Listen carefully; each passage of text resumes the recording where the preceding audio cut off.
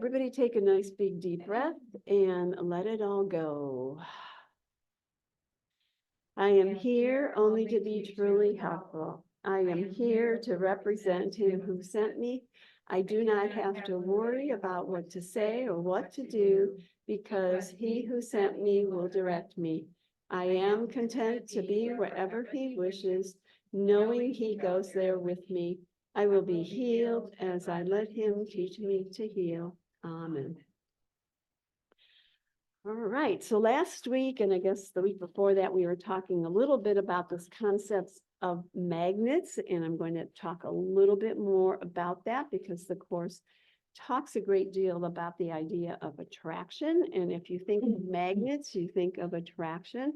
And I actually brought some magnets for the class to play with, so you can really get a feel of when they attract. You have to get your finger out of the way and then you can't get them apart. And when you try to push them the other way, they really absolutely won't touch. So, right, yeah, well, I mean, you have to be careful. They're strong enough that they actually, you can get your finger pinched in there. So, all right. So as those are going around, I will share with other magnets that I have here. And these magnets, if you see, are yellow, and they're yellow on the side. And originally they were yellow on all sides. And if you think about love or oneness as yellow, when we decided to separate from God, we painted over a little black on the face of one side of the yellow, which is God.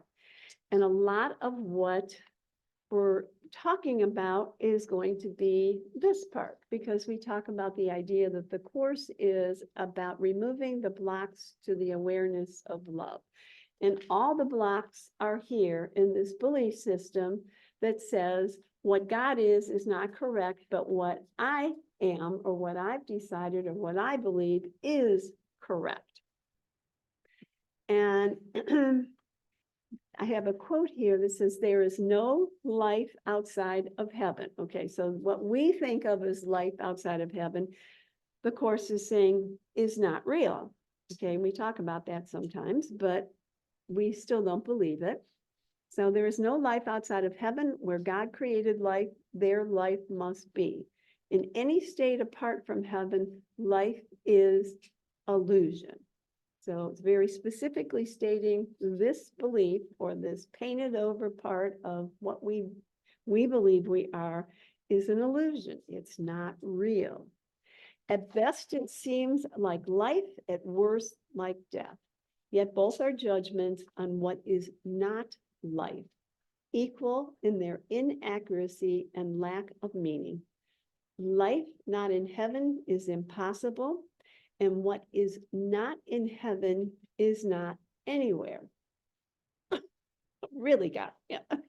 Outside of heaven, only the conflict of illusion stands, senseless, impossible, and beyond all reason, and yet perceived as an eternal barrier to heaven.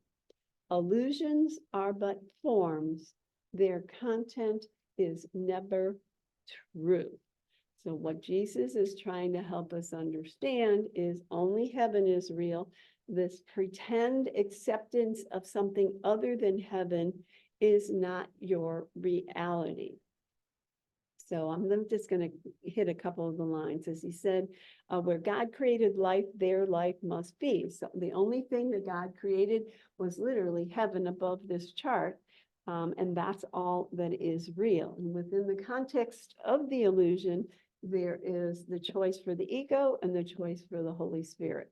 When we choose for the ego, that's the portrayal of the black on heaven, is what we are going to then believe, and we are going to then constantly attract to us. Would the black be, would our bodies be considered that?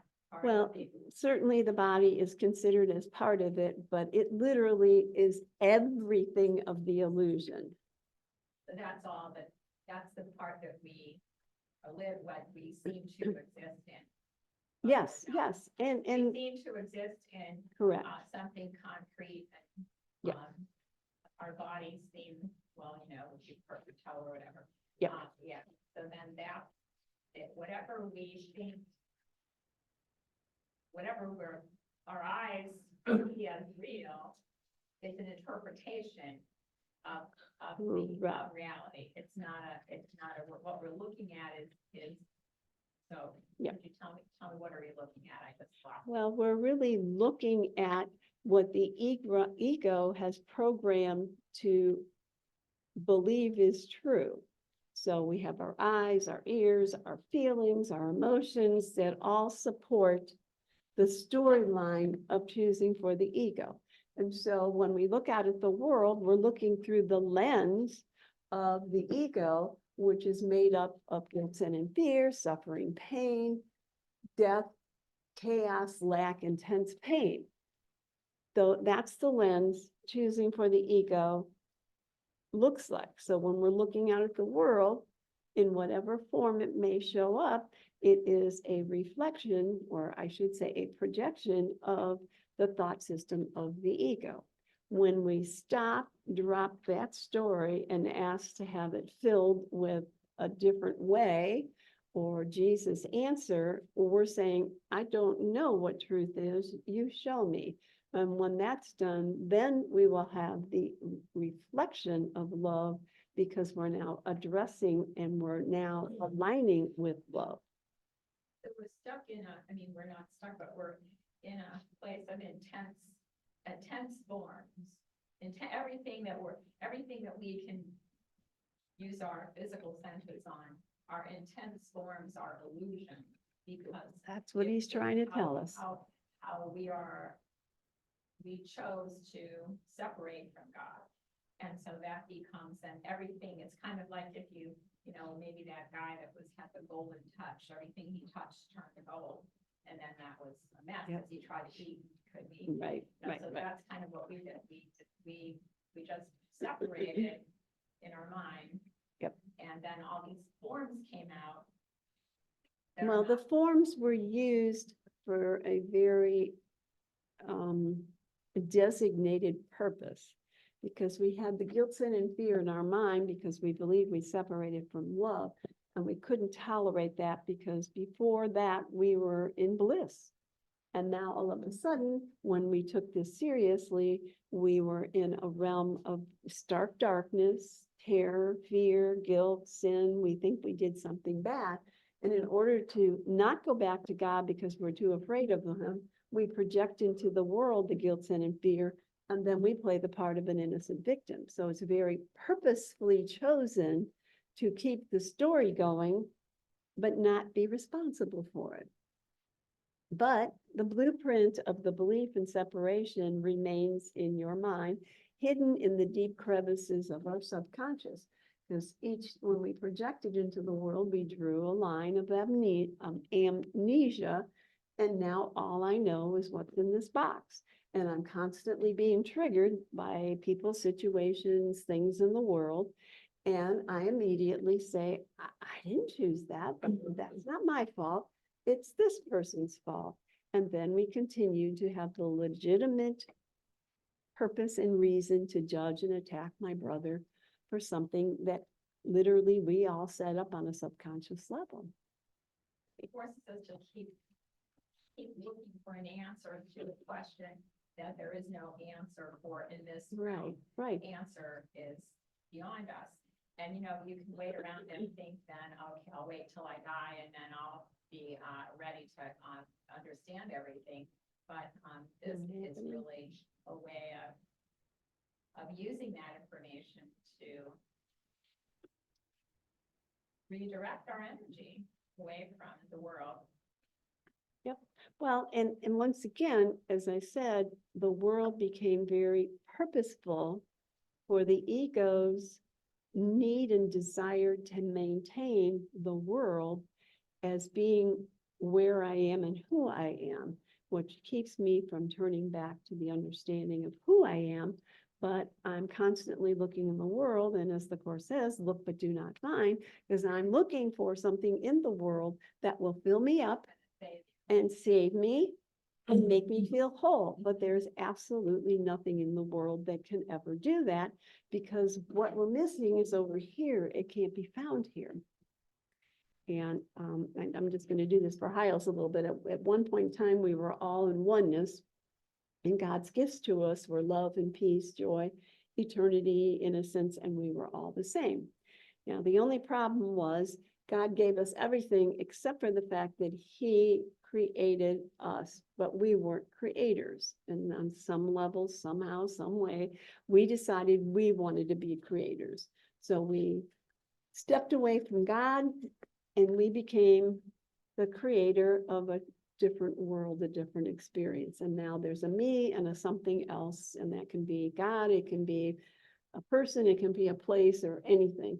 And as a result of that belief that was taken seriously, we now live in guilt, sin, and fear, death, projection, and that we're different. So this is a total opposite experience to the one where we were in oneness. But we have forgotten that we came from oneness. And so we live in this world, manipulating the world, trying to make the world better. You know, for many people, it's, you know, doing drugs or alcohol or sex or shopaholic or workaholic, something where if I keep focused on something on the outside, I will get filled up. Where the Course is trying to help us understand that the answer lies within, not without, in choosing a different choice as part of our healing process. And I know a lot of this is very confusing, but don't worry about it. We'll talk about it later. I feel like I'm keeping on. Okay, good. All right. Well, I must be doing something right. Right. Okay. So life not in, and this is in this paragraph again, life not in heaven is impossible, and what is not in heaven is not anywhere.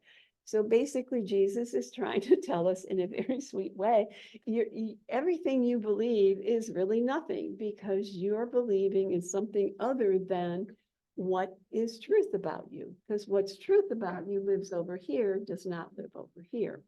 So when we separated from God, we lost our identity with God, but in essence, we actually lost our identity with ourselves as well, because we have the same attributes as God, which are love and joy and peace and connectedness.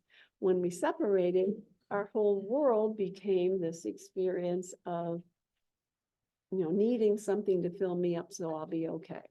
So literally, we were born into an experience of some form of lack, that we always need something on the outside to fill us up, including breathing and eating and drinking and whatnot.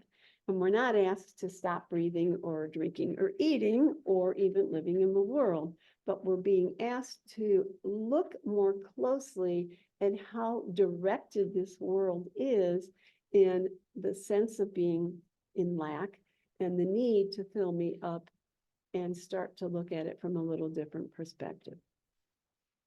Okay, so this is his description of outside of heaven, or the belief in this little piece of black paint that has been covered over in the corner here. Outside of heaven, only the conflict of illusion stands, senseless, impossible, and beyond all reason, and yet perceived as an eternal barrier to heaven.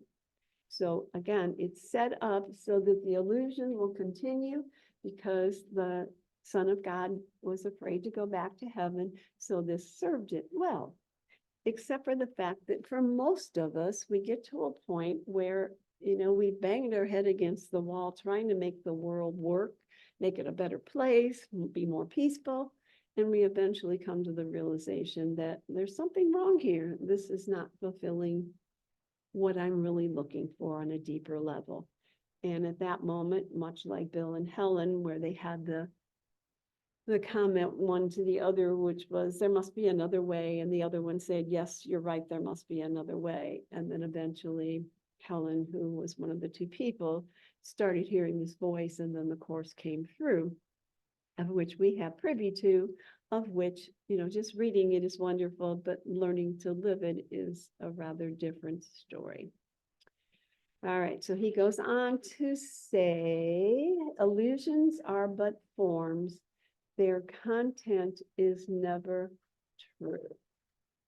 But that's not very helpful where most of us are, because we absolutely believe it's true. And the course is basically asking us, when you get to the point where you relinquish your need to do it yourself, and you throw up your arms and you don't know how to handle it any longer, and you turn to the Holy Spirit with the question, help, there must be another way. I want another answer than the one that I could possibly find in the world. All right, so back to the magnets.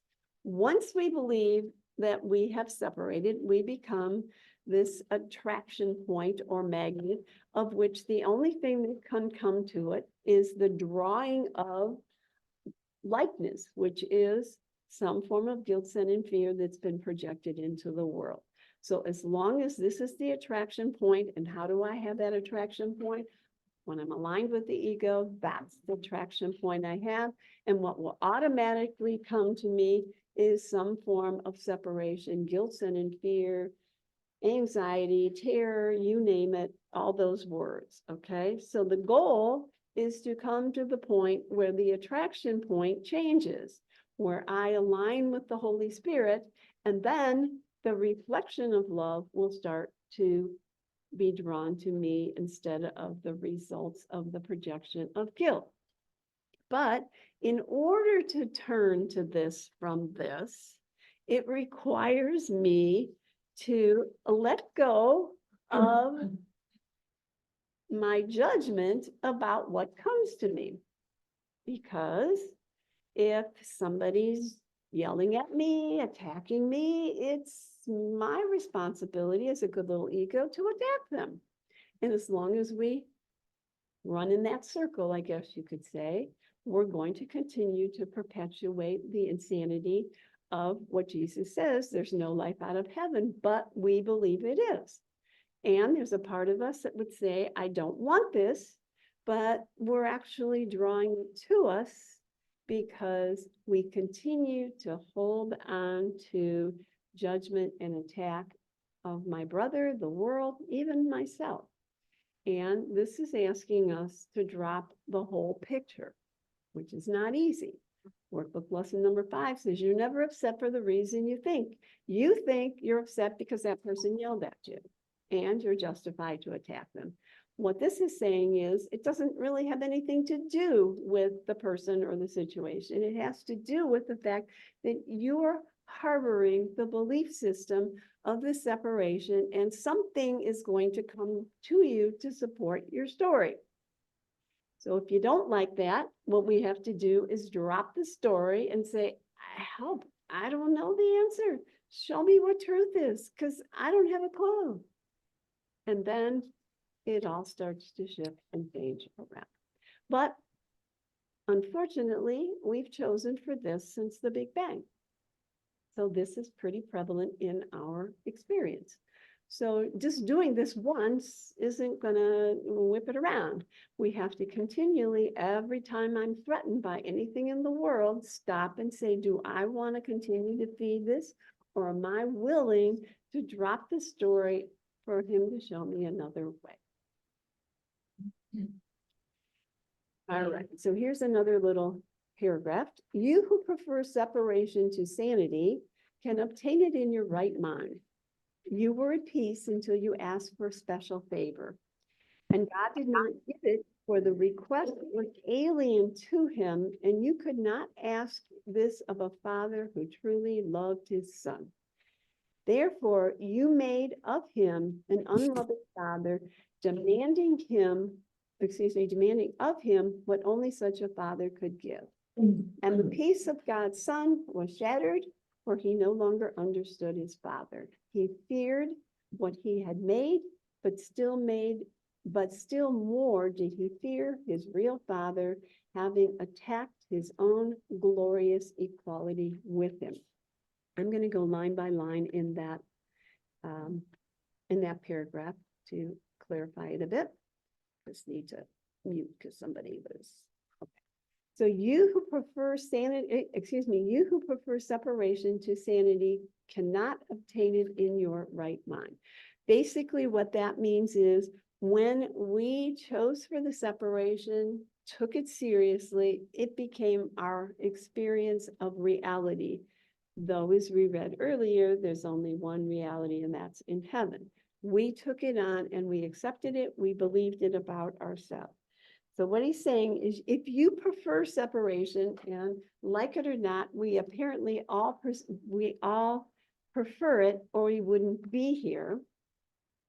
Okay, we wouldn't be here. Would be no reason to play here at all.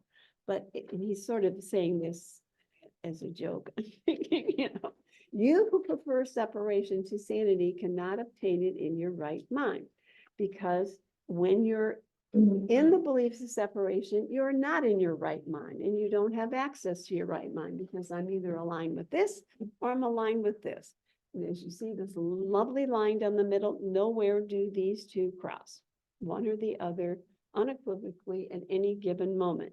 Now, I can come to the point where I choose this instead of this, but this has been running the show since the Big Bang. We're very addicted to it. We're very used to it. And if you notice, the words kill or be killed are in this description.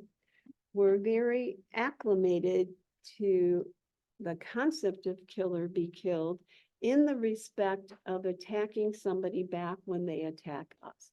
It's very challenging when we've been in that mindset for certainly every moment since we were born in this body, but it's in our subconsciousness as well, that we automatically attack something or someone that does us wrong.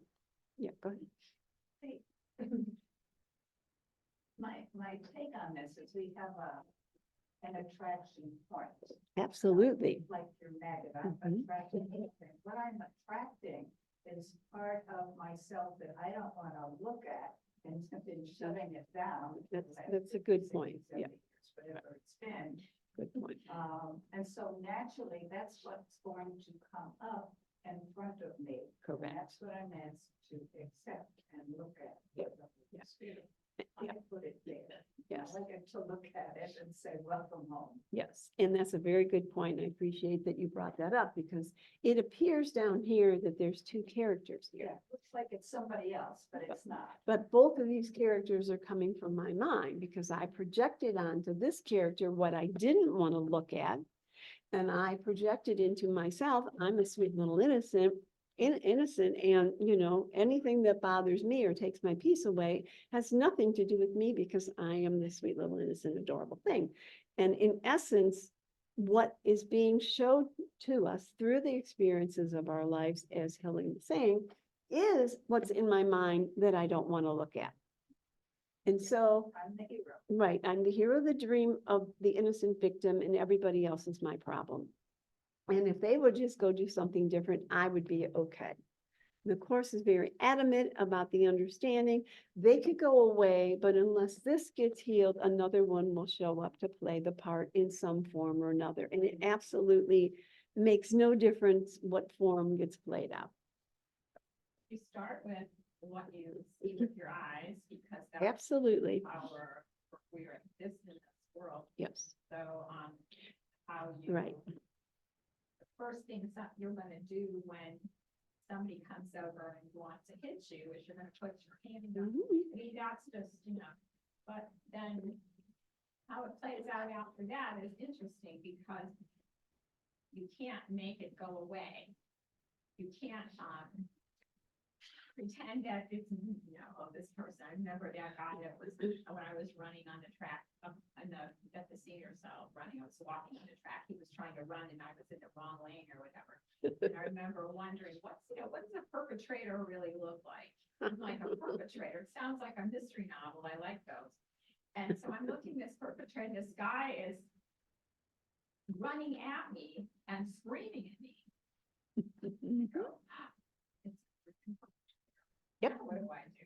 Like and I noticed, like I got like real scared or angry or whatever, all that stuff all together. You get this mucky feeling, you have to fight or flight, I guess it's a physical thing.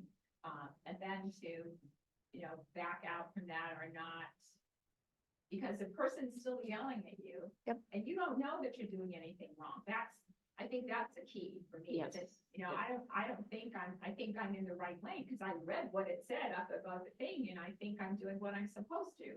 And nobody told me to get out of there until he started yelling at me, what the hell are you doing in this lane and all that. So, so you have to pay attention to this perpetrator. Yes, You can't just say, oh, they're not really here. You don't No. close your door. Oh, this isn't really happening because God would, Jesus would want you to go. Right. That's the problem is that you have something right Yes. in your face Right. and it's pretty heavy and you're trying to hold your breath or whatever else you can do. And so then you have to be able to collect yourself and know, and I guess just from reading the book, the practice of the book helps you, like it kind of rubs away at your antagonism. Yep. So you're not as ready to, pop somebody, or I was ready to have it be all my fault and beat myself up, however that works. either way. Yeah, so, so that's, it's real until you don't think so. I mean, to you, it's real. And then you're going, okay, so now what do I do? Yep. And then you just have to say, go within and ask Jesus, or however you find that place inside of you where you can find, that peace exists there. So it's a process. And I mean, maybe you might get beat up before that happens a few times. Could happen. Yeah, but I didn't Right. get beat up, but I also was afraid to get beat up, so that wasn't gonna work either. And that was really what I was going to lead into next. This is the setup of the ego. And now we take what was set up by the ego. And as Andrea said, when the perpetrator attacks you, and, it can be verbally, it can be physically, it could be that they're making a face at somebody standing behind you. But if you take it on, like I'm being, attacked by this experience, then that's where we start. We start with, okay, I feel like I've lost my peace and I think it's them.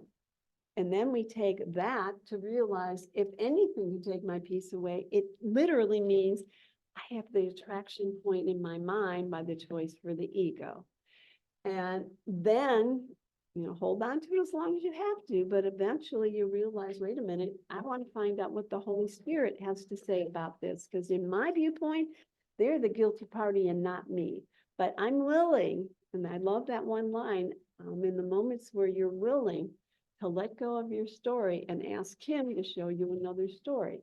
That's when the healing process can begin, because I'm not in control anymore. And the whole thing of the ego is the Son of God. The initial choice to separate was, I am in charge. God, you're over there, leave me alone. I'm in charge. And the answer is to relinquish being in charge. And that's not very comfortable for most of us, because number one, we feel very legitimate in what our retaliation to their comment or the situation that's going on in the world. And I'm going to figure out how to fix it and make it different and change it, tell you what to do so that you don't do that. The capacity of the ego to run its party is just beyond belief. But the whole idea of stopping, wait, maybe this isn't how it really is. I want to know your way of looking at this. Then your attraction point changes and an answer outside of you can then come. And let me just.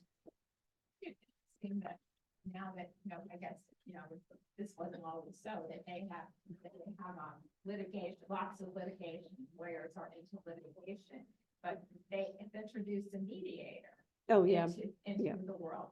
And I think that's very interesting because that's really how Right. like maybe somebody who goes between you and the upset is a mediator.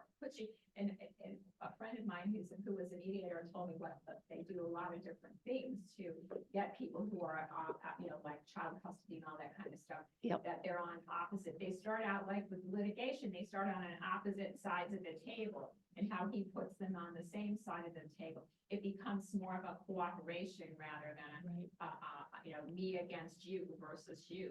And so the mediator, I think it's, then I think Jesus being the Sure. mediator, if I invite Jesus to Right. mediate. Yeah. So kind of along that line, if I'm coming from the past, which says this person attacked me, how dare attack me, I'm justified to attack him back. My future is going to be based on the same thing as my past was. When I can drop that and come from a place of emptiness in the now, and I can ask to have that filled with a response from the Holy Spirit part of my mind instead of the ego, then that will lead me to a totally different future. As long as I'm doing it, I'm going to continue to produce the same as was before. And this is all about coming to the now empty of I don't know. But I mean, the knee-jerk reaction, Oh, whatever has happened. Absolutely. I'm just thinking of, I had my car stolen a couple weeks ago, or, over a month ago. And I was not, didn't notice it. The police came to my door and they told me, I said, oh, somebody took my car. Well, anyway, so that whole thing, and then how, people have maybe a stereotype about who would do that. Why did it happen to me? And, why don't they pick on somebody? I mean, all those things, And so that's the past you're talking about. So that now I have Absolutely. my car, now I put my car right in the garage and lock it up. And I shut the garage door. Nobody knows I have a car. And I'm here, and this is, like one of the sacred places on earth or whatever, church. That I'm thinking, no, they said keep it locked and all that. And so it's interesting how your past experience, you have to look at your past experience. You have to go through that again. You have to decide, I'm not going to do that. I'm going to try to ask Jesus now when I go somewhere not to know how to do this. Right. But, you can't, as a person in your form, you can't do anything but use your past to initially, and you have to work through that. That's another whole layer of something you have to work through with Jesus. And the Course is not saying be stupid. Okay, it's not saying don't lock your cars. Right, It's not right. saying don't get insurance. It's not saying don't go to the doctor if you think you have a problem. It's saying go and do those, whatever you think you need to do, but always remember to take the Holy Spirit with you wherever you go and whatever you're doing.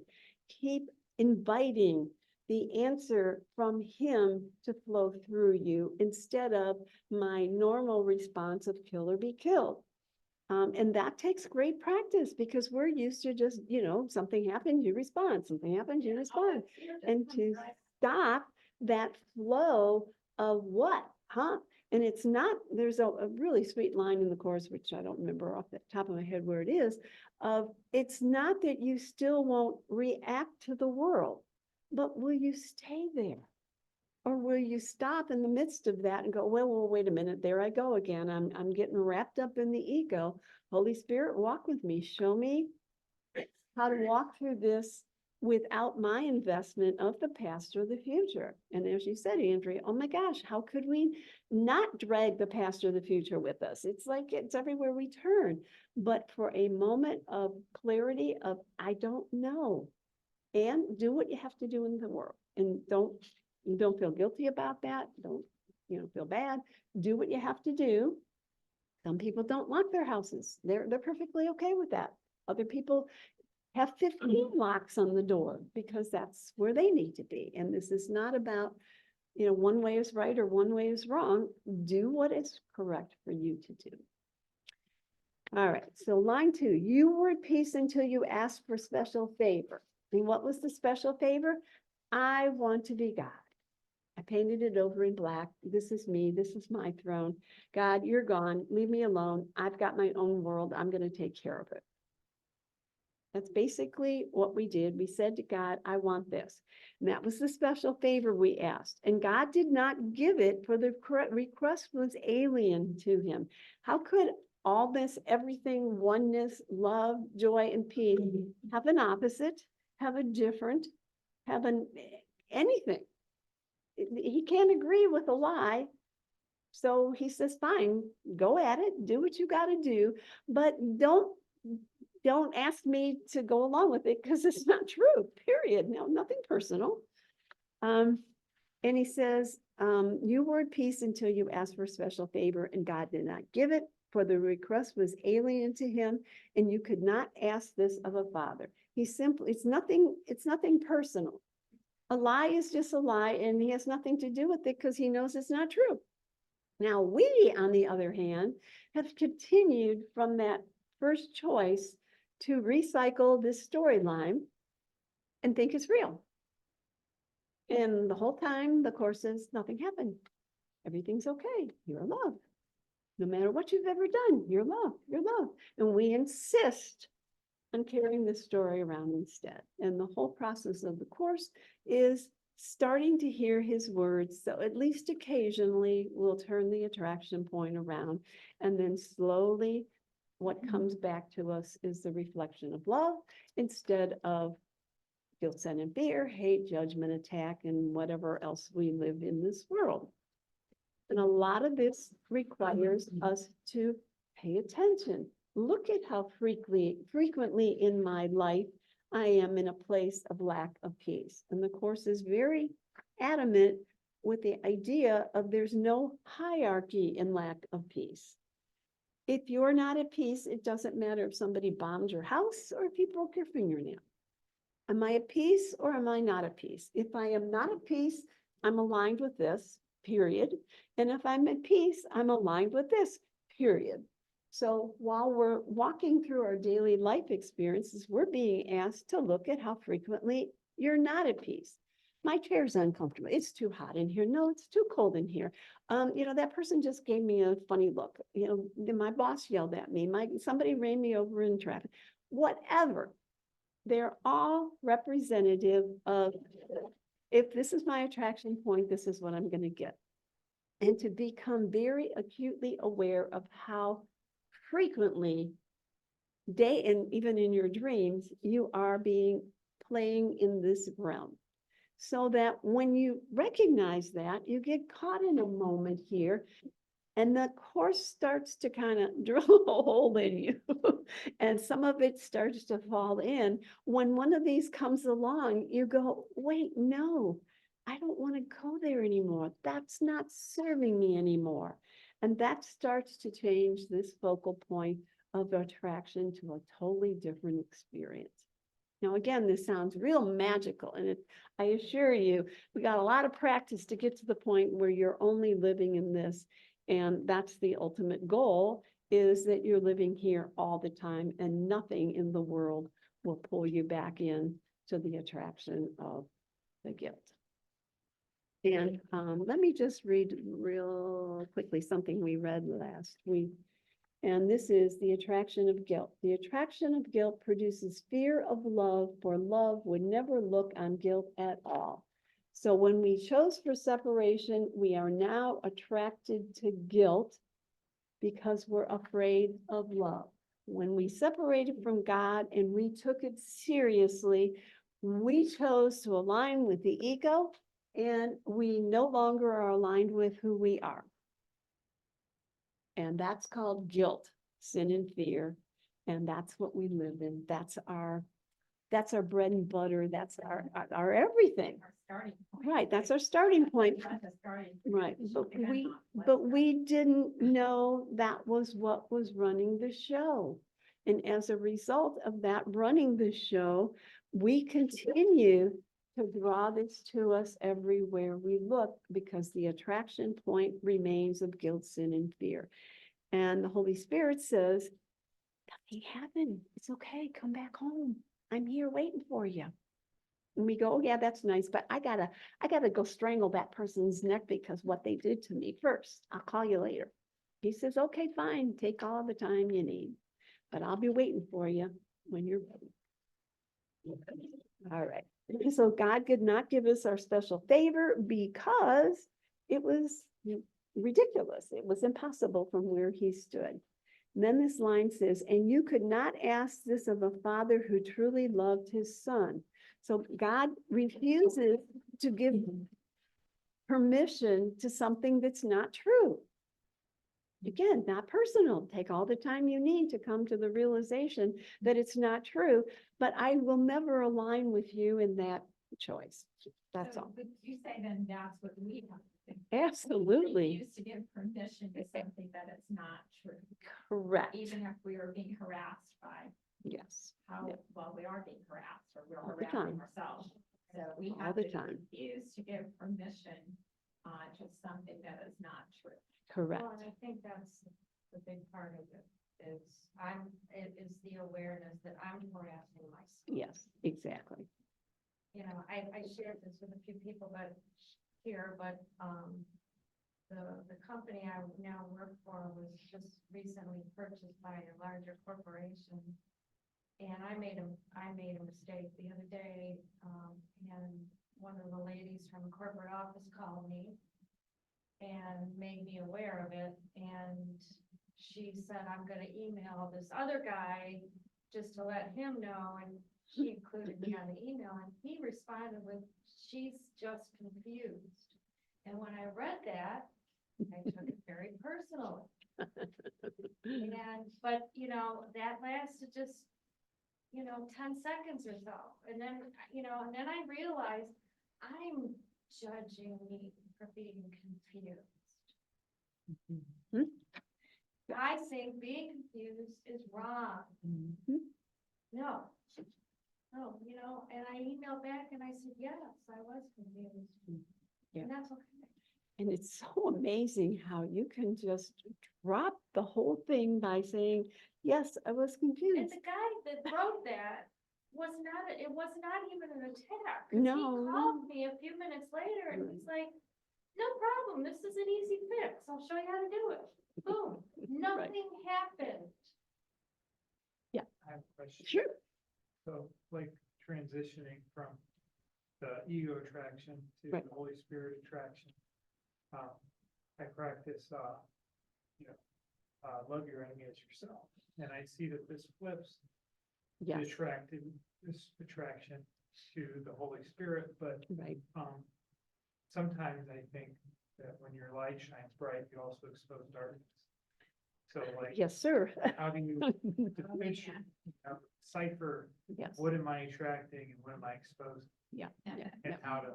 That's- Well, and that's actually a good question, and yet it's also more complicated than that. Let me just show you what I mean by that. All right. So this is Mr. Hiles, and he's got all these beliefs of, guilt, sin, and fear within him, like every one of us do.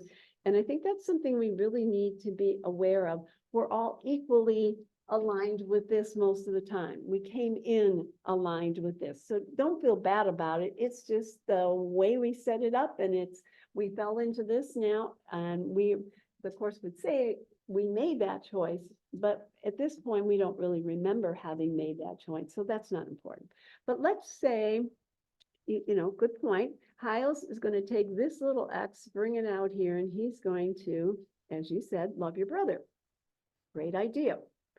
But the course is saying is, unless you love your brother by taking away the cause of why you have a problem with your brother, which is really in your mind, you're not going to ever be able to love your brother here in the world. You may, act in a nicer way or whatever, but it's not actually going to change the cause. And until we get to the cause, the effect is always going to play out. But let's say you're really doing this from a point of, okay, I'm really going to use the course and I'm going to look at this from a different way, somewhat like what Rose had mentioned. She didn't attack back to the person that said those words. She took it in and realized, well, yeah, I am a little confused. And she acknowledged that, and that shifted it. Okay, so then this one gets erased. But as I become more, as you talked about, more light, it's going to force another one of these out. My pen is not working very well. That's not nice. I think I have another one on here.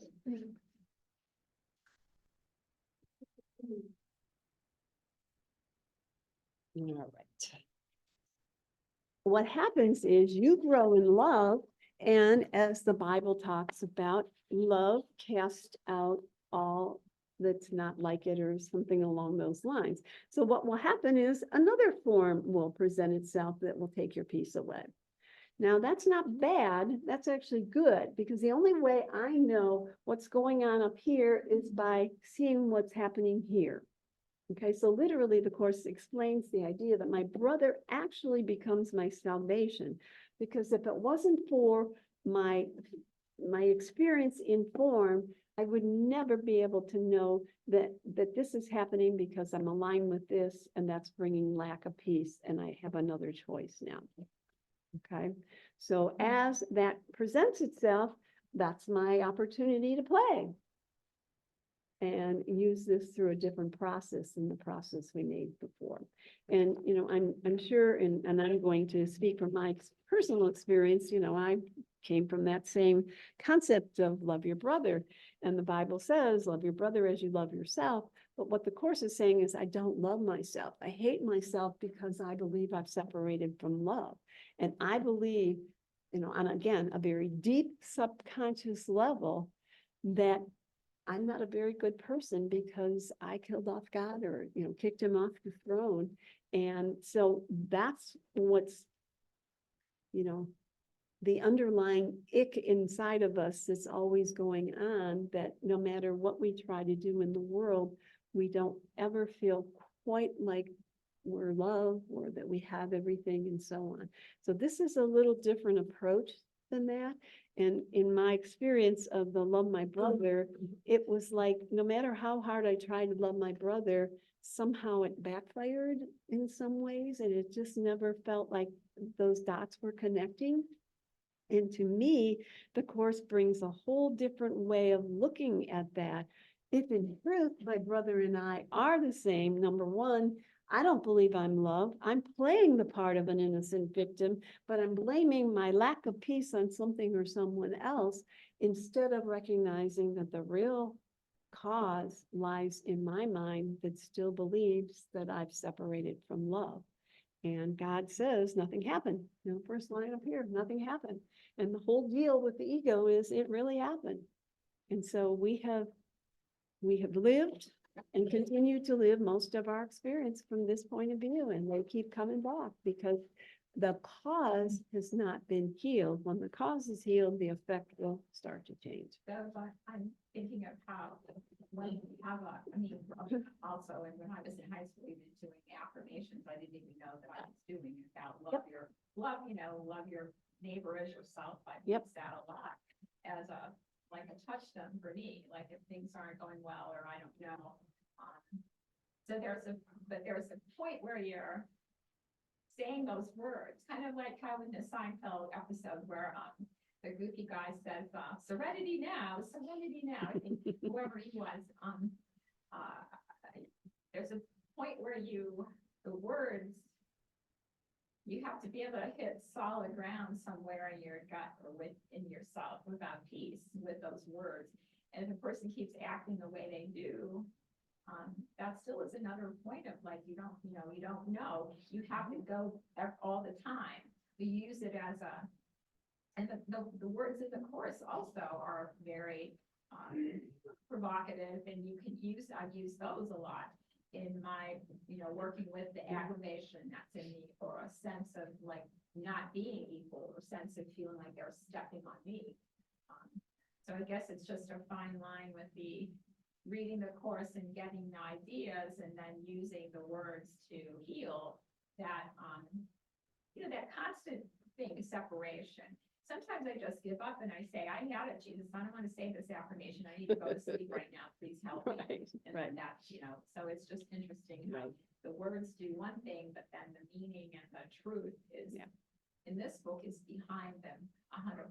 Right. Whereas in, other places, well, just in the case of war, how, so-and-so is justified. We love the Ukrainians, or we hate the Putin, or whatever. All that stuff is always, it's like playing with silly putty with Lego. We're always thinking about these things.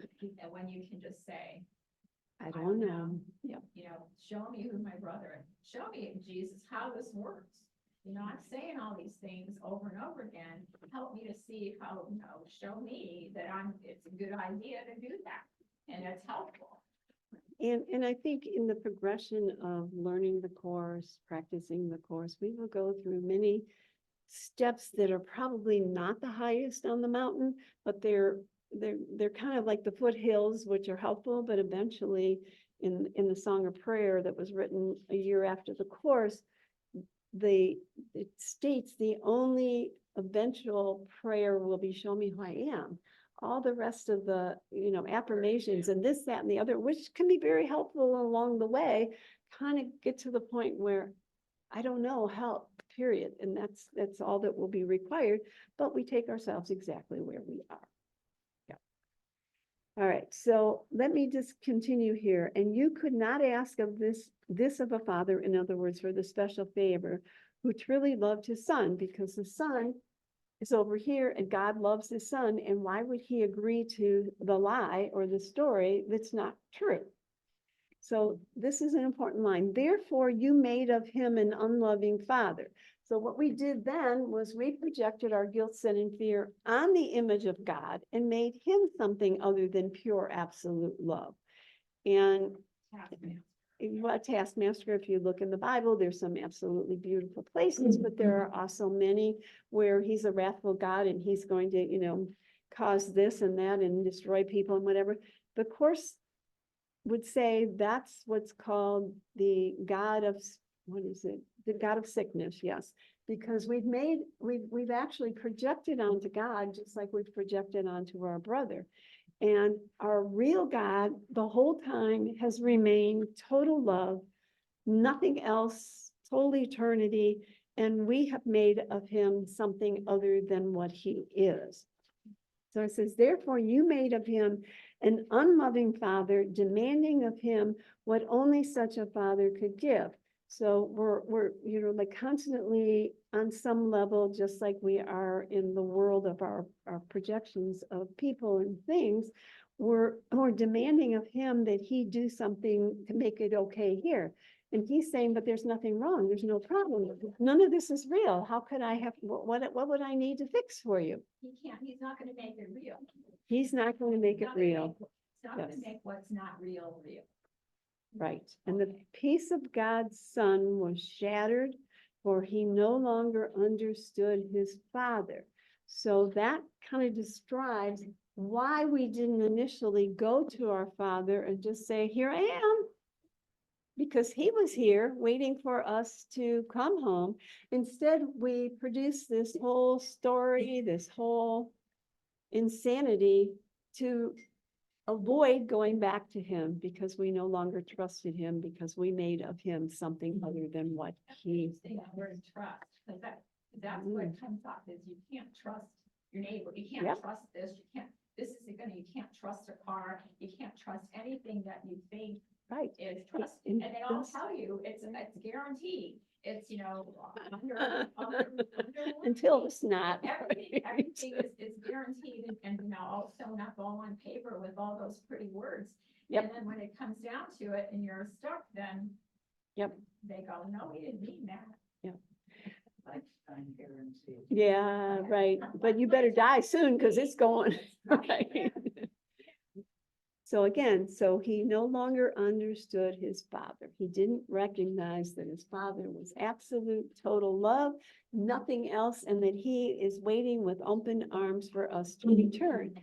And, many of us are familiar with in the Bible, the story of the prodigal son, where the son took all his savings and he went off and had the girls and the drinks and the whatever he did. And he then decided, well, maybe I'll come back and, I can work in the fields for my dad. But the father instead says, come on in, you're my son. What would we do but celebrate the fact that you're here? And the father, in truth, would and does do the very same thing. But we insist that we're not worthy of his love. He feared what he had made, but still more did he fear his real Father, having attacked his own glorious equality with him.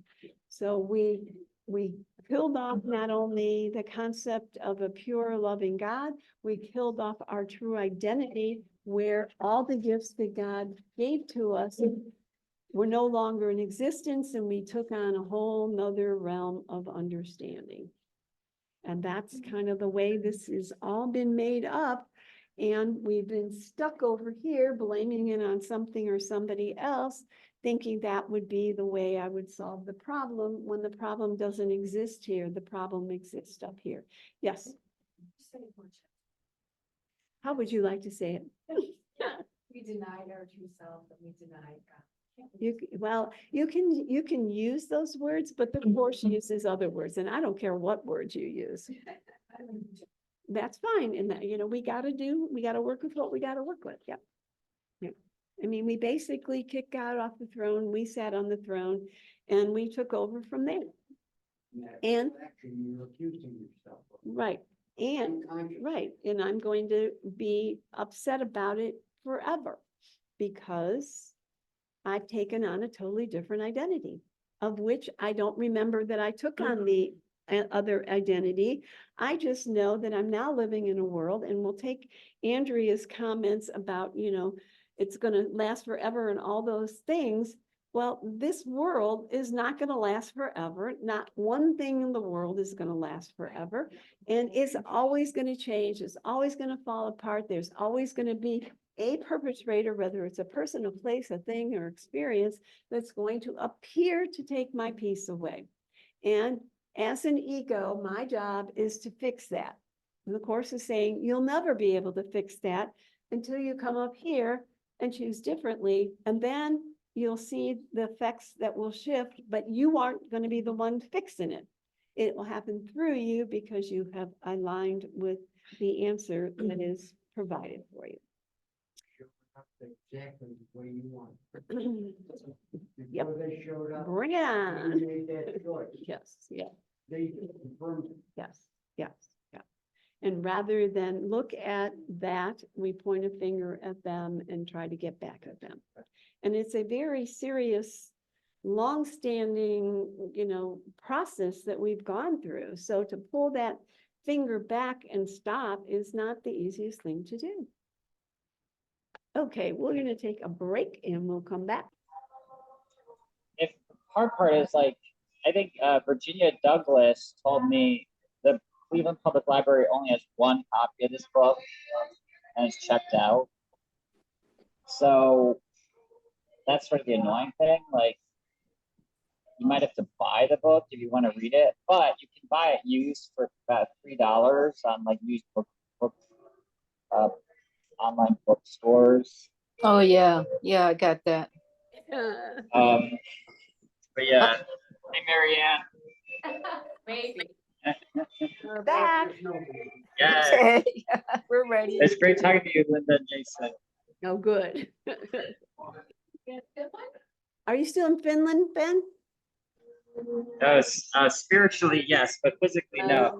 Physically, no, but spiritually, yes. How funny. All right, but you're here. I'm excited. Yeah, it's a joy to be here. Thank you. Wonderful. All right, so moving on to paragraph 11 from that section. In peace, he needed nothing and asked for nothing. In war, he demanded everything and found nothing. For how could the gentleness of love respond to his demands except by departing in peace and returning to the Father? If the Son did not wish to remain in peace, he could not remain at all. For a darkened mind cannot live in the light and must seek a place of darkness where it can believe it is where it is not. God did not allow this to happen. And listen to the next line, yet you demanded that it happen and therefore believed that it was so.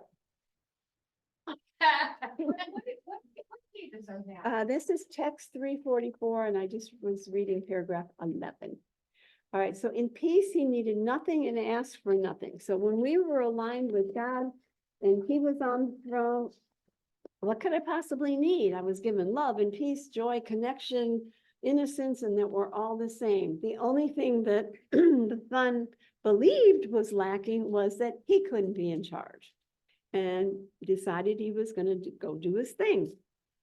And at that moment, excuse the expression, all hell broke out. We discovered hell, right? Well, and the truth is nothing happened, but we still have not come to believe that. So in peace, he needed nothing and asked for nothing. In war, he demanded everything and found nothing. And we know as we scrape through life, we're always trying to get filled up by something in the world that no matter, even if it's something that feels good for a little while, it's so fleeting. And then tomorrow we have to have more and we have to have it bigger and whatever. Till you realize it's all fruitless. Well, until we realize that, we will continue to search in the world, but as the Course said, seek but do not find. I've eaten a lot of chocolate. And then you have to have more. I've had a lot of chocolate and learned some lessons. Yep. For how could the gentleness of love respond to his demands except by departing in peace and returning to the Father? So we either, are aligned with the separation or we return to the Father. And if you want to think of these two sides as a coin flipped in the middle of the room, if it says heads, that's what you're going to experience. We all know intellectually tails is under there, but as long as we align with heads, we're going to get the effects of that. Unequivocally, without me having any say of it, this is the automatic response to this attraction point within us. If the Son did not wish to remain in peace, he could not remain at all. So we took on the identity of the opposite. For a darkened mind cannot live in the light and must seek a place of darkness where it can believe it is where it is not. Oh boy, what a line. So we now believe we are in darkness where we believe we are, where we're really not, as the Course is trying to tell us, because It's forcing us to hide. That's what it does. It forces us, something's going on, we have to hide and Yep. get away from it. Yep. And that doesn't work because if it's in your mind, it's still there. nowhere to hide. You're not hiding, you're Yeah. someone, it's not working. The hiding isn't working, I guess it seems like it does, so that's trying to do it. So he feared what he had made, or in other words, I've given the example many times where if you were a spaceman and you were in the spaceship and you suit up and you go out into the outside, you have to make sure everything is contained in your spaceship. But if somebody would come along and cut the umbilical cord, suddenly you'd go flying into oblivion and darkness and fear and terror. That's exactly what the experience we had, and probably multiplied 1,000 times 1,000, we had when we chose for the ego and took it seriously instead of love. So we were in a place of mass terror and fear, but we now then projected that onto the Father, and we don't trust the Father. So we solved the problem by playing this silly game. So he feared what he had made, but still more did he fear his real Father. So now I'm afraid to go back to my Father, having attacked his own glorious, when I'm in the wrong line, sorry about that. For a darkened mind cannot live in the light and must seek a place of darkness where it can believe it is where it is not. God did not allow this to happen because only what is truth is ever truth is ever truth. Next line. Yet you demanded that it happened and therefore believe that it was so. So we've accepted this, we believe it's so, and we will now live from that experience until the moment comes where we finally dawns on us, something's wrong with this world and I need help beyond me. And that becomes the draw to the Holy Spirit. Okay. All right, and I found this little workbook lesson the other day, which I thought was really sweet because as we said before the break, this sounds real easy and kind of magical, and it's called the Course in Miracles, and I've got this information, I'm just going to apply this to my life. Yahoo, everything's wonderful. But this attraction, and think about it as, because we had this attraction for so long, we were buying online from Amazon more of this, okay? So more of this is going to continue to come to us. even though once in a while I have the little willingness to bring this continues to bring forth what the messengers that we sent out before. So the goal then becomes, can I maintain my peace when this shows up? And the answer is usually no. Because I fall into the trap of kill or be killed and immediately go into my inborn ego-chosen reaction to something attacking me. So what we're being asked to do is observe ourselves acting like a good little ego in the world without judging or attacking ourselves. Because I'm either playing this character called Mary Ann, or I'm the observer of the character called Mary Ann. And one of those or the other one is happening all the time. When I judge and attack my brother as Mary Ann, I then feel guilty. So I just recycle this. When I can be up here, observe the Mary Ann attacking my brother without judging it or condemning it, it starts to fall away because I'm not feeding it by adding more guilt, sin, and fear towards it. But that takes great practice because we're so used to attacking, then feeling bad, and then recycling that whole But that's situation. the only mechanism you have. It's the only one. Constantly. You know, when you're a kid or whatever, you're being attacked by friends or whoever is in school, you know, they get on your nerves or people don't like the way you look or whatever it is. So previously you have that always coming at you, Sure. thinking, what am I gonna do? Well, I'm gonna, you know, seek higher ground, I'm gonna go to college, I'm gonna do all those things. And I'll be so Absolutely. much better off and everyone else is a schmuck still. But then I see then that the only other way, the only outlet we have for this, the way the world looks, the way it keeps playing out in the world, the only other thing we have to do is to rise above it, is to say, okay, you know, who am I in this Yes. situation? Yeah. Not who am I because, you know, I have a famous name and I can duke it out with somebody, but because who am I in the universe? Who am I to God? Right. And I am the Son of God. So Yep. that's the only recourse we have to getting out of that spot. Correct. Because even, you know, there's all these rules and all these punishments for all these other religions and, you Yep. know, it's just, that's the stuck part of the religion. And that's the part that this book answers. Yep. It goes to the heart of the matter and it makes you see that you are, you know, your body, all that's going to go away, but there's something about you that is not going away. And that's the part that you're, you know, that you're trying to hold on to, is the part that remains, you know, your integrity, how you are with other people, how you are, how that person is your, you know, I asked Jesus when my neighbor, who I had been neighbors a long time before she let me have it about something, and she was so mad at me. And I loved her very much. And I knew I could not live that close to her. Our driveway, my driveway and her little porch were like, you know, right next to each other. And I knew I could not be unhappy with her and survive my own opinion of myself. How do I love my neighbor? And I stuck with that. And I said, okay, Jesus, how do I do this? How do I love? I mean, I don't really love, I'm really mad at her. She, you know, Yep. she practically hit me.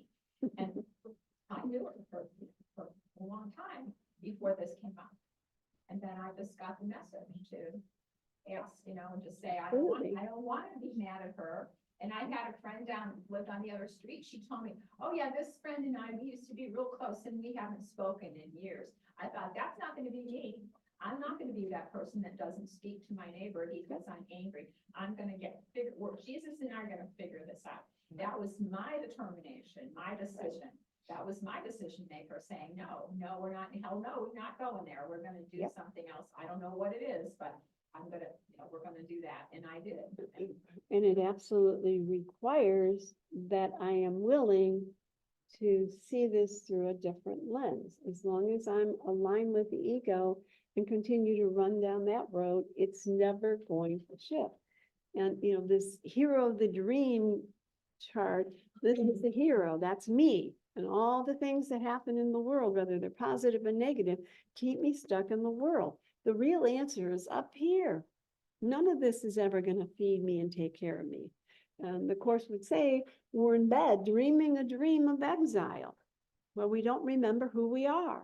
And all these things call to us, pull us in, and take our attention so that we don't ever come back here where we're asked to come with the Course.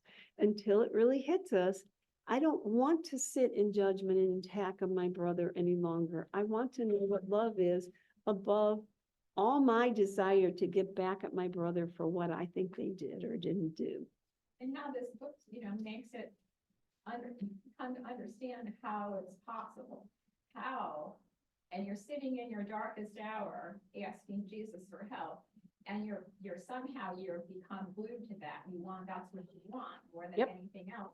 And then you start to get words, you get messages Sure. that you've read in the book, or that you feel that someone is actually supporting you in your decision and how you have to proceed. Yep. And so that's all, and then we just have to wait in between. Yep. But the waiting is not, is Long as it used to be. once you get a glimpse of it, you get an actual taste of it, like the miracle is, there's no difference in miracles. It's all the same. Yep. When you have changed your mind, when you've decided that you're going to see what Jesus has to say or what the book can hold, and so many times I will have opened the book and come to a spot, right? Because the book just repeats Yep. God over and over and over again. Sure I'll does. open the book and there's the answer there in front of my face. And so I just have to, again, sit with it. Yep. Because it's no like, okay, get up and go do this, plan A, plan B, although sometimes it is. Sometimes it is, Andrea going downstairs and wash the dishes now. Right. So in this process, though, we have to continually present this and do it. And then workbook lesson 156, which is called I Walk with God in Perfect Holiness. The question is, who walks with me? This question should be asked 1,000 times a day until certainty has ended doubting and established peace. This is every day to continue to question who walks with me. Am I doing this on my own, or am I inviting him to walk with me?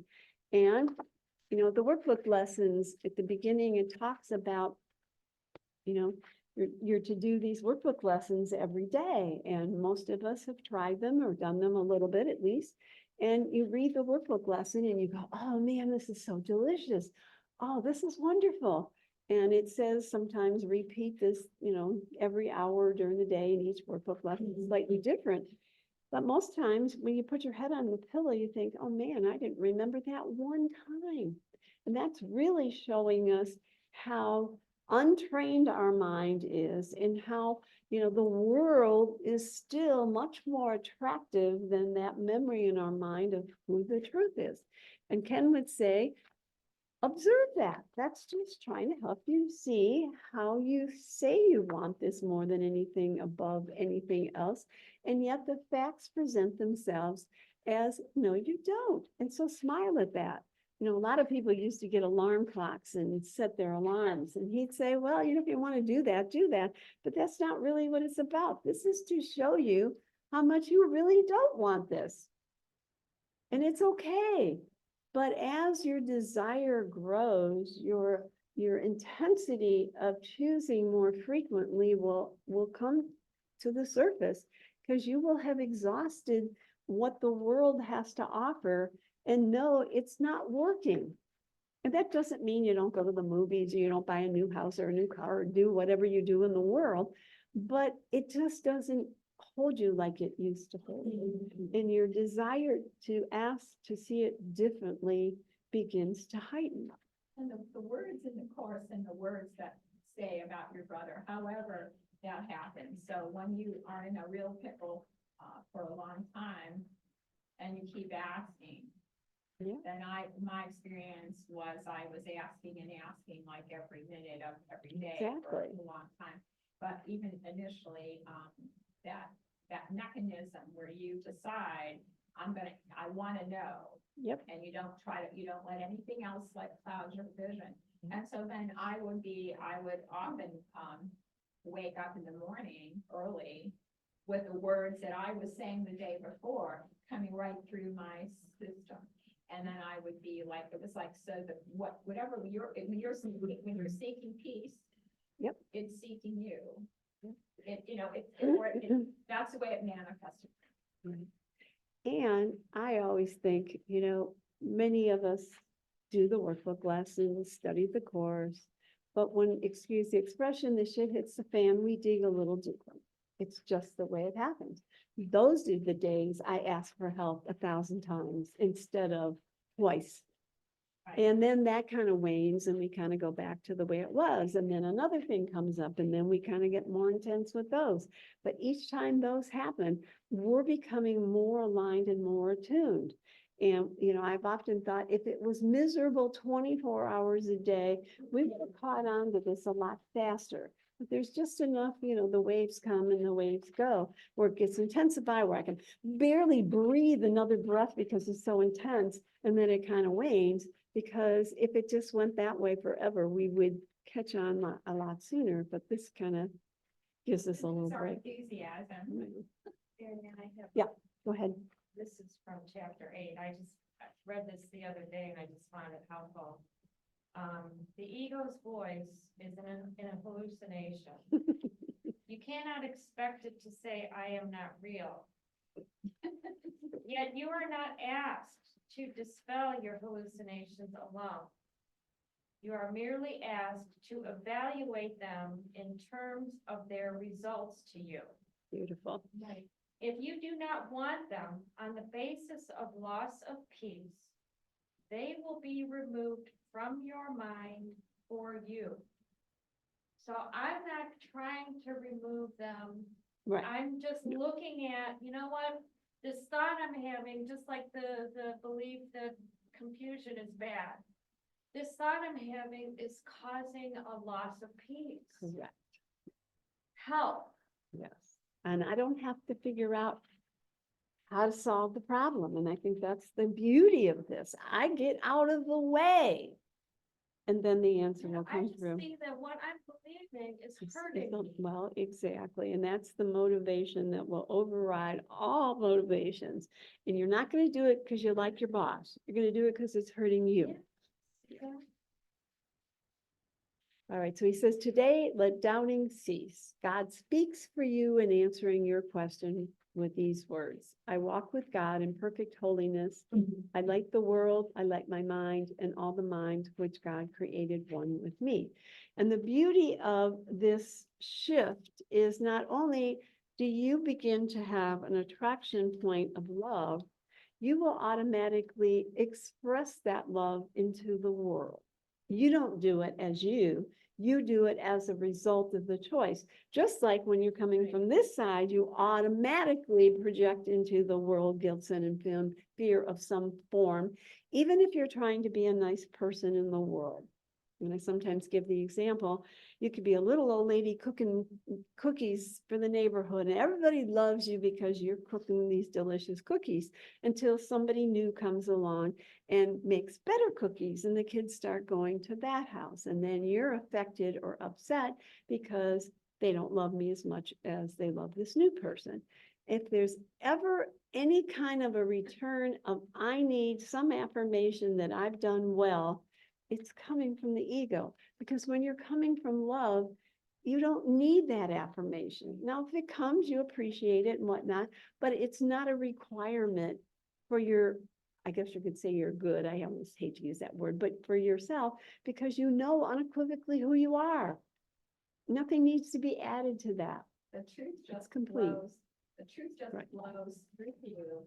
And you're not affected by if anyone cares if you did a good job or because You are what you are. Positivity of the truth flowing through you Yep. is really all you have to hang on to. Yep. That you're at peace and you're doing the best you can. You're doing nothing, but you're in that realm somehow instead. Can I ask you, is that still at page 344? That one was workbook 156. And something, and this is pretty much for you, Kyle's, because you're fairly new. you know, when we transition to that point of getting out of the way and allowing the answer to come through, it's always quite fascinating because very often when an answer comes through, it's an answer that Mary Ann would not have counted on or figured on. It's like it unfolds in a way beyond my capacity to solve the problem. And again, the course talks about the idea of I don't even know what I'm upset about. So how would I know how to fix something that I don't even know what the problem is? But getting the story out of the way allows the space for an answer that comes through me, but it is not of me. All right, so here's another workbook lesson 313 called Now Let a New Perception Come to Me. So when we become aware that this is what's running the show, and we unequivocally realize that I want to do this different. I want to, do my best to operate through the understanding of the course, even though you'll fail many times initially because we're so addicted. But that shift comes of, I really want this more than I want to be right and to be in control and to make sure everybody else knows that I'm right and they're wrong. And I'm really serious about shifting this around. So this kind of addresses that. That I'm doing anything at all. Well, know, that I'm not doing anything, Not that's the doing point. anything at all. Never doing anything. When you're not doing it, you don't that's being a conduit. Yeah, Some- correct. From that, because you're at peace. Right. So Even if everybody else isn't. correct. Now let a new perception come to me is the title. Father, there is a vision which beholds all things as sinless, so that fear has gone, and where it was is love invited in. And love will come wherever it is asked. This vision is your gift. The eyes of Christ look on a world forgiven. In his sight are all its sins forgiven, for he sees no sin in anything and he looks upon. Now let his true perception come to me that I may awaken from the dream of sin and look upon my sinlessness, which you have kept completely undefiled upon the altar to your holy Son, the self with which I would identify. So I'm going to read that line by line.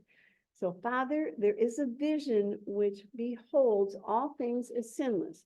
Well, when we're in this attraction, we behold everything that is sinful. That's its job, to bring more of that back to me so that I can be an innocent victim and blame something outside of me. So this is the opposite. Father, there is a vision which beholds all things sinless. No matter if I'm being attacked, I'm being judged, no matter what happens, when I'm coming from this, I will know that's simply their call for love. I will not experience it as an attack. I won't experience it as a problem. I will know they're simply calling for love, and that's the best way they know how to do that. So all things as sinless, so that fear has gone, and where it was is love invited. Fear here, love here. Again, nowhere do they touch, one or the other at any given moment.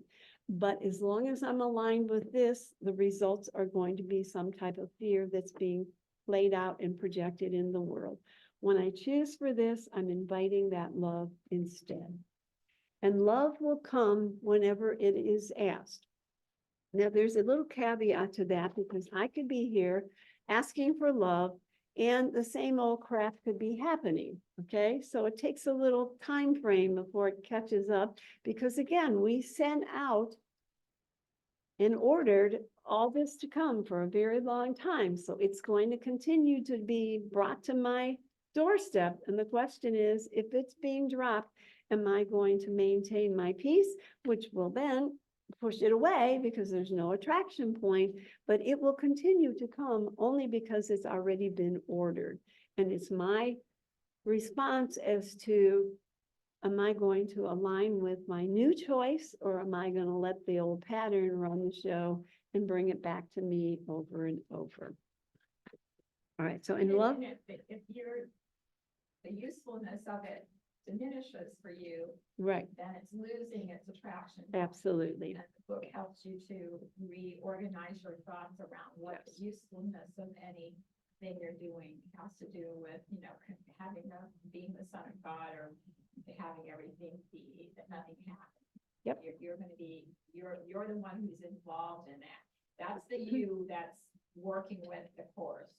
That's the you rising above the battleground. That's the Yep. you wanting to know where truth is. So I always look at it from the perspective of my job is to become the attraction point for love. If that responds by a look of something that comes to me that looks loving, great. I enjoy that. That's to me the frosting on the cake. But my only business is what is my attraction point. Eventually, these will catch up and all I will attract is just love because I am a conduit for only love. But while the other ones come, if it happens to turn out looking nice, I'll take it. If it turns out some other way, that's not a problem. I've done my part by aligning with the attraction for love instead of the opposite. And that's what carries you. That's what will carry you. The other thoughts don't carry you. The part where you are attracted to love and the love comes to you, you know who you are, and you're not the least bit worried about anything else. Correct, correct. So, and as I said, and love will come whenever it is asked. So even though it doesn't look like love is coming, because something we have to be very aware of, we have played this game called Kill or Be Killed. This is the game. So if one of us says, wait, nope, I'm going to align with this. This is going to try to bring you back to your contract, which is this. And our job, to the best of our ability, is do I want to remain intent on that attraction for love instead of judgment? So choosing for love, and kind of what you were saying earlier, doesn't necessarily mean it looks like love is showing up at my door. It can look like it's getting more challenging. They're trying to pull me in a little bit more.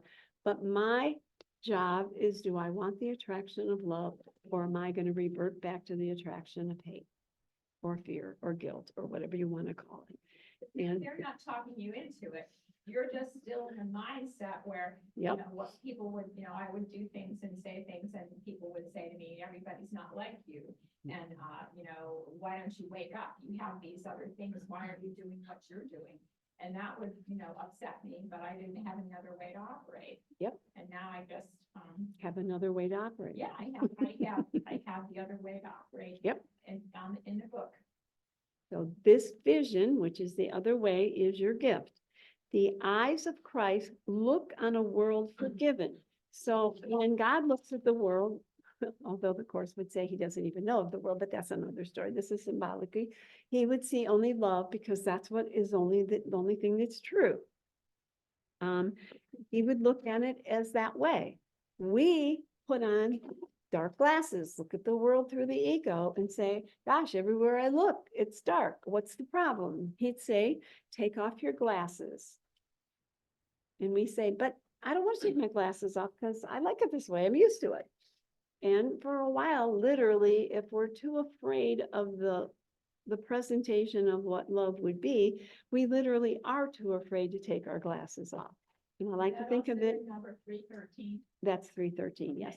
I like to think of it if you've been in a dark cave all your life and suddenly somebody finds you and they try to bring you out into the bright sunlight, it is good to have a gradual process of presenting yourself to that light. So most of us don't just do the course and we're done. It's a very gradual process, not because we're stupid and we're not doing it right, but because we're not really ready for the intensity of who we really are because we've been in this dark cave for so long. It has to take time to work on our ego thoughts. It has to take time, but when it does, it packs a punch. Yep. In his sight are all sins forgiven. And the word sin in the Course is translated to a mistake was made. And the Course is very adamant about that description because a sin in conventional ways of looking at it is something that's totally unforgiven. in the course, it takes on a totally different meaning. A sin is simply a mistake that needs to be forgiven. So in his sight are all its sins forgiven. And we can say are seeming sins because they're not real. For he sees no sin in anything he looks upon, because God only sees what is true. Now let his true perception come to me, that I may waken from the dream of sin and look upon my sinlessness, which you have kept completely undefiled. That's too long of a line. I have to chop it out. So now let his true perception come to me. So again, I'm inviting his true perception to come to me, that I may waken from the dream of sin. So I'll wake up from this sin by choosing differently. And look upon my sinlessness, because when I'm over here, I believe I'm a sinner that never can be forgiven, ever, ever, ever, ever. And the whole while God says, you've always been loved, you will always be loved, and there's nothing other than love that you could be. And then when I start to believe that, I will accept it for myself, and I will see my brother through the very same lens. And as Helene said earlier, the only reason I see my brother through a lens like this is because I believe I'm a sinner. And so I'm going to see my brother through the very same lens. Until I say, I have that little willingness, God, show me another way. And he shows us another way. All right. Which you have, and he's saying that God or Jesus or the Holy Spirit has kept completely undefiled upon the altar of your Holy Son. Because again, that's the only way that God ever looks at us. He never looks at this because he knows this isn't real. This is ridiculous. He knows us as we are. We don't know us as we are yet, and we don't know God as he is, because we're looking through the sunglasses of the ego that says, this is real, not this. It makes God duplicitous as well. And it But makes somehow God that God duplicitous. has Yeah. done this to us. So Mhm. why did God allow this? Yes. humanity or Takes that story and that- wipes that- it all up, that story which is and good. opens to the truth. Yeah, which to me is good, because if, God set this up so we could be sinners, then do I really want to run to God's arms? I mean, think about that. And most people don't trust God. or You they don't know, want- as you well know, they you can't- shouldn't. You can't lead a conversation with people who aren't interested by saying God bless you or anything, because they're not into that. And you can't somehow, but that God works in a different way is then all you finally learn, and you don't have to say anything. Right. So God has kept completely undefiled, kept me completely undefiled upon the altar to your Holy Son, the self with which I would identify. So again, when you present this, you're literally saying, show me who I am in truth. And I want to align with my true Father, who's not covered over by the projection of the Son of God who believes he's separated. Let us today behold each other in the sight of Christ. Now, this is a tricky one, because I want God, oops, wrong way. I want God to come over here and look at me that way, but I don't really want God to look at everybody else that way. See, because there's some sinners out there that are way bad. They shouldn't come over here with me. And we're all one. And if I invite me to come over here, I have to drop my story of my brother that is something other than he's love in order for me to be over here. Can't just be over here and leave my brother in the dust, okay? Because again, oneness is we're all the same, or duality is we're all different. And there was a Star Trek episode, the very first one, where Spock and Kirk went to this place and they came in together. Spock ended up falling in love with this beautiful woman, and he decided he was going to stay, but when they stepped out, they couldn't step out except for in the way they came in. So he had to eventually leave the girl and walk out together. Well, basically, we can't go to heaven without our brother. So anytime you think there's anybody in your world, and Ken was so adamant with this, you think you've loved 99% of the people in the world, and there's that one person that you cannot bring yourself to be willing to bring to love. You don't really love any of them. And that's a little hard to take originally, but it's all or nothing in this process, But which that's what the time is for. that's what time So is you for. take as much time as you need. It seems like it has a much better purpose than trying to fight off everybody that's gonna steal your car and all that. Absolutely. And, you could say, but, how could I possibly love Hitler? How could I possibly look at Hitler through the eyes of love? And the Course which says you're not asked to do that. You're asked to be willing. I'll show you how you can see Hitler or anybody or anything else through the eyes of love. Come with empty arms, with that attraction of love, and I will lead you along the way till you will understand what love really is.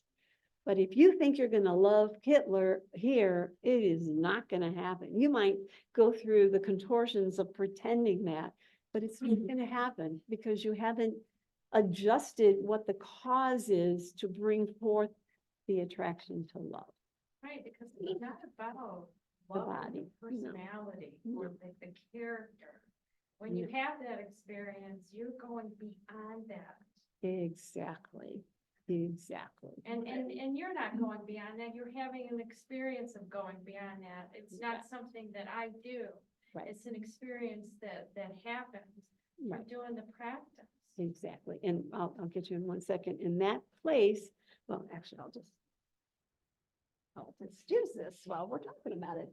In that moment where you shift and you say, I don't know, you're literally rising out of time and space, and you are not a body in that instant. Now, you'll probably come back down pretty fairly quickly, but in that instant, you really transcend the body. When you come back, time will have collapsed in the tick-tock of time while you were out of time. So it's a very healing aspect to present yourself in that place where you say, help, I don't know nothing. That's a powerful place to be. And the more we spend time there, the more we're going to shorten the span of the need for time.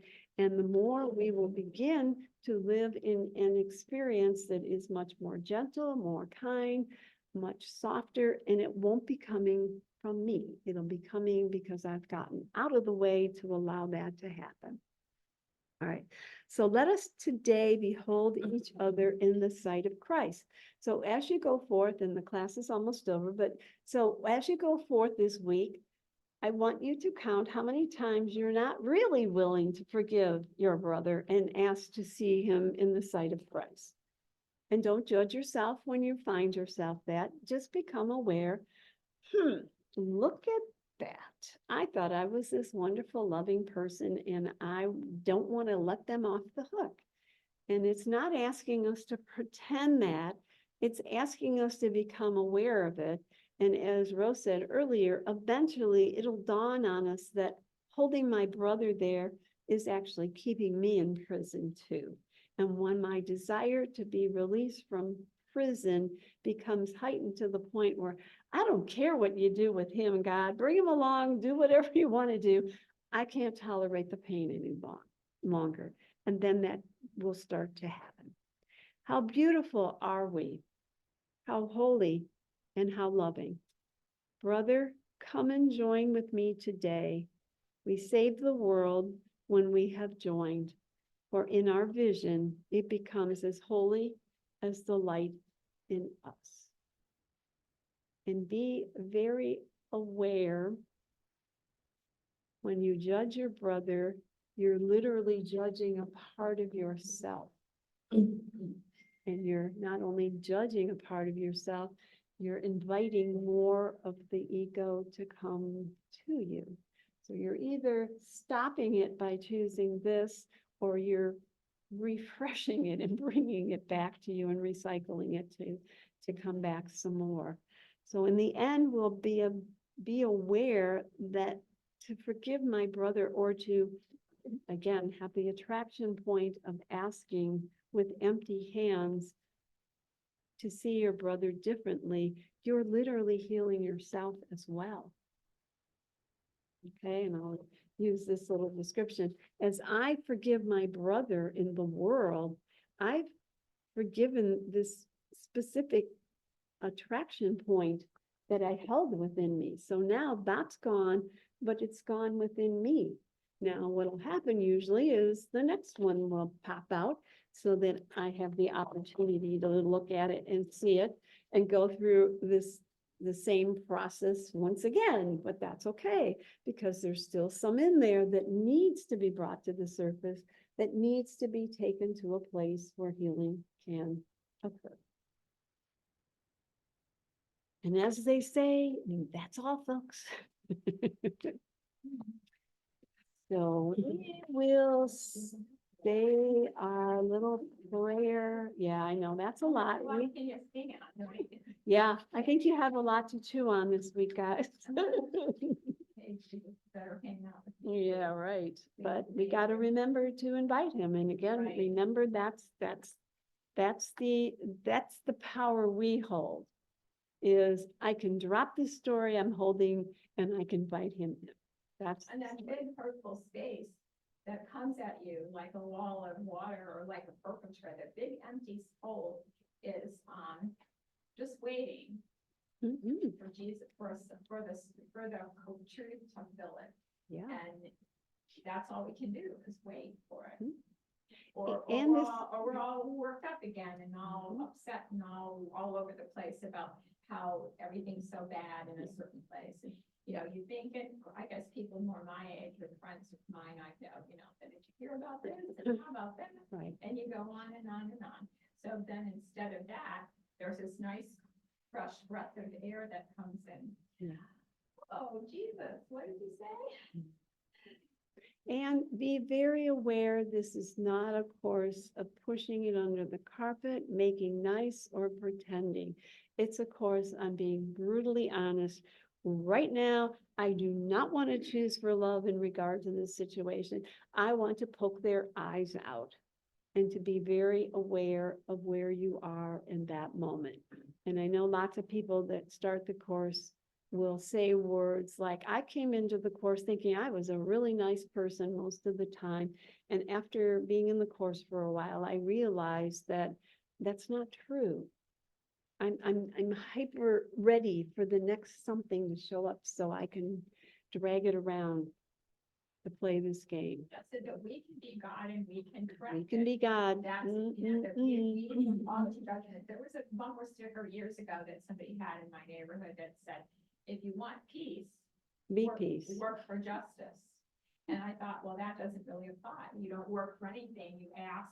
If you You don't want have to peace, do all ask that. for it. You don't have to do all that work, whatever that work means. Correct. Yeah. It's not your, you know, you do work, but not like that, where you Mhm. have to look up all the facts and all that. All right, so everybody take a nice big deep breath and let it all go. Forgive us our illusions, Father, and help us to accept our true relationship with you, in which there are no illusions and where none can ever enter. Our holiness is yours. What can there be in us that needs forgiveness when yours is perfect? The sleep of forgetfulness is only the unwillingness to remember your forgiveness and your love. Let us not wander into temptation, for the temptation of the Son of God is not your will.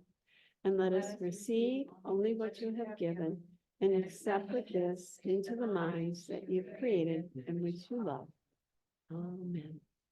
I don't know if the second prayer is on that sheet or not. It is, Is it? Oh, of course.